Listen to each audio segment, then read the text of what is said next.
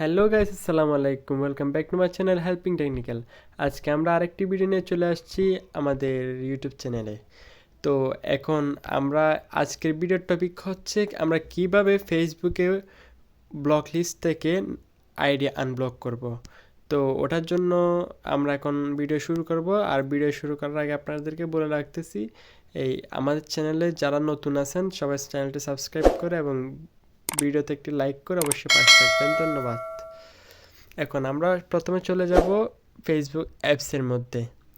তো আমরা এখন চলে আসলাম ফেসবুক অ্যাপসের মধ্যে। এখন আমরা চলে যাব উপরের থ্রি ডট মেনুতে চলে আসলাম এবং এখান থেকে আমরা চলে যাব সেটিংসে গিয়ে এখন আমরা চলে আসব ব্লকিং। এখানে দেখতে পারবেন আপনারা অনেকগুলো অপশন আছে। এখানে নোটিফিকেশন, ফেসবুক লাইট আপডেটস, এখানে ফন্ট স্টাইল আছে। আপনারা চাইলে এখানে ফেসবুকের এই লেখা বড় করতে পারবেন এবং প্রোফাইল লক করতে পারবেন। এখানে অনেক ধরনের অনেক সিস্টেম দেওয়া আছে। এখন আপনারা এখান থেকে চাইলে অনেক কিছু করতে পারবেন। আপনারা যদি না জেনে থাকেন, আমি প্রত্যেকটি ভিডিওতে একটি একটি করে দেখাই দিব আপনাদেরকে। এখন আমরা আজকের টপিক হচ্ছে কীভাবে নাম্বার আইডি আনব্লক করব।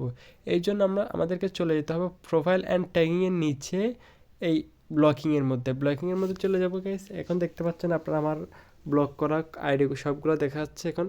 সো আমরা এখান থেকে যদি নাম্বারগুলো আনব্লক করতে চাই, আইডিগুলো আনব্লক করতে চাই, তাইলে আমরা এইখানে আনব্লকের মধ্যে চাপ দিব।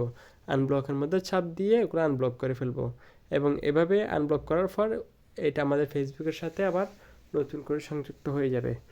তো এইভাবে আমরা ফেসবুকের ব্লক থেকে আনব্লক করতে পারি খুব সহজেই।